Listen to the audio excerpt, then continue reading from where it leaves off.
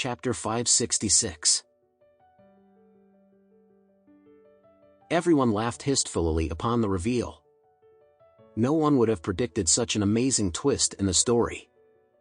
Joey added, "Wow, Uncle Richard, you're incredible. You're like the main character in a romance movie where you broke up with your college sweetheart and married your nemesis." Ha ha ha. Alex was not in place to comment about the matter, but he found the whole incident hilarious as well. Never did he think that there was this kind of backstory of his parents-in-law. Elaine was herself through and through. Not only did she get Trump drunk, but she also did the deed with him. It was such a devious act. After muffling their laughter, the men felt sympathetic toward Trump and started offering him words of encouragement and comfort. Paul still kept an eye on Trump and said with a laugh, "Don't sympathize with Trump yet. Elaine was pretty miserable to marry him." The crowd was puzzled. What's so miserable about it? She got to marry Trump, isn't that enough? Paul sighed. "Oh, there's something you don't know. Elaine was aiming at rich kids, dreaming that she would marry them and live a lavish life after marriage. That was why she fell in love with Trump, because, well, his family was quite rich at that time." Then, he changed his tone to one of mockery and said, "But who knew Trump would be so useless after graduation? He didn't get any resources nor attention from his family, and then the family started to deteriorate year after year." Elaine's dream of becoming the wife of a rich man was shattered. She didn't even know that she married a deadbeat loser. Trump was abashed as Paul revealed his affairs, his face turning into a bright shade of red as he shouted, "Paul, I'm warning you, stay away from my business." Paul snorted, "Ha, everyone in Oris Hill knows about your family's affairs. Do you think they won't know about it if I shut up?"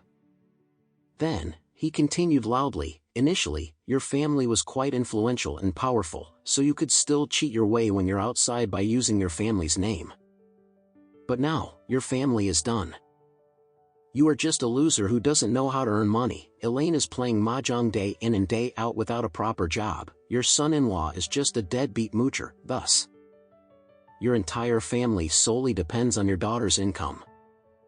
I wonder what kind of sins did your daughter commit in her previous life that she was reincarnated into such a useless family and ended up with a loser husband. I pity her." Alex grew a little agitated upon the mention of Emma. He wouldn't mind if they teased him or even his in-laws, but he would never allow them to comment about Emma. Because she was his wife. He frowned and said, "Uncle, just mind your own business. Stop poking your nose into other families' affairs." Paul responded with a look of disdain, "Why? I'm just concerned about your family, am I wrong?" Then, he stood up and blurted in an arrogant tone, "Yes, I think that it's a pity for Trump's daughter to be in such a dysfunctional family. Look at me, I'm in the senior management of a petrochemical company. I earn a salary of $20,000 a month just by reporting at work daily. When I retire at the age of 65, I'll get a pension of around $20,000 and 100% reimbursement for medical treatment. My wife is a deputy manager of the company too, she earns $15,000 a month.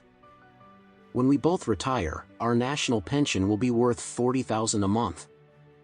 Now, look at Trump and Elaine. They are in their 50s, but do not have a formal job. They won't even have a pension when they are old. They will become a social burden, won't they?" Next, he pulled his son-in-law to stand beside him and said seriously, "Now, look at my son-in-law, the CEO of Oris Continental Technology, which will soon be listed on the GEM. His company's revenue will reach about $1 to $2 billion a year, and he can be regarded as one of the top pioneers in Oris Hill. Look at how our family is thriving, this is what a comfortable life should be." The flattering and envious voices resonated around them, everyone praising Paul and Joey. Indeed, their family's career and their financial foundation were enviable among the crowd. Paul was indulging in the awe and admiration that was showered upon him at this moment as he glared disdainfully at Trump and Alex, thinking, I've been waiting for this moment for a long time. It truly doesn't disappoint me. I'm so excited and happy. However, he failed to notice the playful smirk on the corner of Alex's lips. "Oh, are you and your wife working at the petrochemical company? And your son-in-law is the CEO of Oris Continental Technology. Good to know. I was a bit worried about how to deal with you, but thankfully, you've revealed all of your information. Thank you for that."